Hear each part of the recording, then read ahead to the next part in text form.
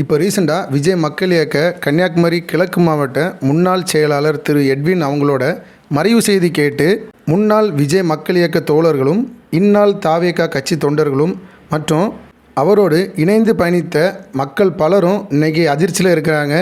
அதிர்ச்சி அடைஞ்சது மட்டும் இல்லாமல் அவருக்கு அஞ்சலி செலுத்திட்டும் வர்றாங்க. இதில் தளபதி விஜய் அவர்களின் முன்னாள் மேனேஜரும் கலப்பை மக்கள் இயக்க தலைவருமான திரு பிடி செல்வகுமார் அவர்களும் அதாவது ராமன்புதூரில் இருக்கிற அவரோட வீட்டுக்கு நேரில் போய் அஞ்சலி செலுத்தியிருக்காங்க. அஞ்சலி செலுத்தினது மட்டும் இல்லாமல் அவங்க குடும்பத்துக்கு ஆறுதலும் சொல்லி ரூபாய் 50,000 கொடுத்துட்டு வந்திருக்காங்க.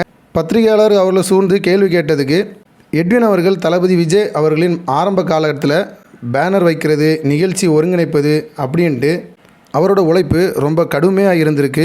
அதுவும் இல்லாமல் பிடி செல்வகுமார் அவங்களோட இணைஞ்சி நிகழ்ச்சிகளை இருவரும் கைகூடி செஞ்சுருக்கிறாங்க.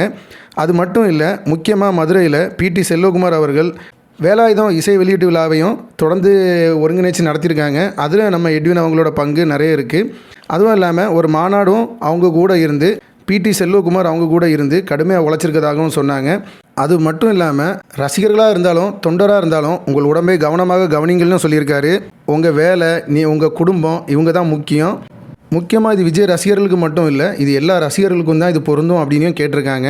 அப்புறம் பத்திரிகையாளர்கள் நீங்கள் தளபதி விஜய் உங்களுக்கு கன்னியாகுமரி மாவட்டத்தில் போட்டியிட வாய்ப்பு தந்தால் நீங்கள் போட்டியிடுவீங்களா அப்படின்னு கேட்ட கேள்விக்கு அவங்களும் கண்டிப்பாக விஜய் ஆணையிட்டால் கட்டாயமாக நான் விஜய்காண்டி உழைக்க ரெடி அப்படின்னு சொல்லியிருக்கிறாங்க. அதாவது கன்னியாகுமரி மாவட்டம் எனக்கு ரொம்ப பரிட்சயமான ஒரு தொகுதி தான். விஜய் வாய்ப்பு தந்தாங்கன்னா கடினமாக உழைச்சி வெற்றி கனியை கண்டிப்பாக தளபதிக்கு நான் சமர்ப்பிப்பேன் அப்படிங்கிறதையும் சொல்லியிருக்கிறாங்க. ஸோ அப்படியே அந்த இடத்துலேருந்து அப்படியே கிளம்பிட்டாங்க. ஸோ தேர்தலுக்கு நாள் நெருங்கிருச்சு. ஸோ இப்போ நம்ம தாவேக்காவிலையும் பார்த்திங்கன்னா இன்னும் சட்டமன்ற உறுப்பினராக யாரை அவங்க போட்டியிட வைக்க போகிறாங்கிற எந்த ஒரு அறிவிப்பும் வரல. அண்ட் அது மட்டும் இல்லை, ஏற்கனவே பிடி செல்வகுமார் அவங்க பார்த்திங்கன்னா இப்போ ரீசெண்டாக சமூக சேவகர் விருது வாங்கியிருக்கிறாங்க. அது எதுக்கு அப்படின்னு பார்த்தீங்கன்னா நலிவடைஞ்ச பள்ளிகளை சீரமைக்கிறதுல தன்னோட சொந்த நிதியிலேருந்து பல ஸ்கூல்ஸ், அப்புறம் காலேஜஸ், அப்புறம் யங்ஸ்டர்ஸுக்காக கிரிக்கெட் கிரவுண்ட், ஸ்டேடியம் இப்படின்ட்டு பல மதங்கள் கடந்து பல சேவைகளை செஞ்சுட்டு வர்றாங்க.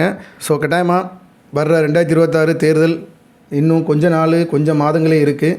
அனைவரும் ரொம்பவே பார்த்து பழகிய முகமாக வேட்பாளர் போட்டியிட வச்சாங்கன்னா கட்டாயமாக வெற்றி கனியை பெற்று தளபதி அவர்களுக்கு கொடுப்பாங்க அப்படிங்கிறளவு எந்த ஒரு சந்தேகமே இல்லை அப்படிங்கிறத இப்போதைக்கு பொதுமக்கள் பரவலாக பேசிக்கிட்டு இருக்காங்க. ஸோ பொதுமக்களோட ஆசையை தாவேகா தலைமை நிறைவேற்றுமா அப்படிங்கிறத நாம் பொறுத்திருந்து பார்ப்போம். ஏற்கனவே நாள் நெருங்கிட்டு இருக்கு. சீக்கிரமே தாவேகா தனது 2026 தேர்தலில் கன்னியாகுமரி சட்டமன்ற தொகுதி வேட்பாளரை சீக்கிரமே அறிவிக்கணும் அப்படிங்கிறதும் மக்கள் ரொம்பவே ஆவலை எதிர்பார்த்துட்டு இருக்காங்க. ஒரு புலிங்கிற படத்தை எனக்கு கொடுத்து என்னை ஒரு பெரிய ஒரு ப்ரொடியூசராக ஆக்குனது விஜய் சார் தான். அவரால் தான் நான் இன்னைக்கு மேடையில் நிற்கிறேன். அந்த குடும்பத்துக்கு நான் காலகாலமாக நன்றி பட்டிருக்கேன். விஜய் பற்றி ஏதாவது ஒரு தப்பான நியூஸ் வந்துருச்சுன்னா உடனே இம்மிடியட்டாக அந்த ஆஃபீஸ் போய் ஏன் அப்படி எழுதுனீங்க, விஜய்க்கு அப்படி சண்டை போடுறார். செல்வகுமார் அவர் ஒவ்வொரு ஸ்டெப்பையும் நான் வாட்ச் பண்ணிக்கிட்டே இருப்பேன். என் குடும்பத்தில் ஒருத்தர் அவர். நன்றி.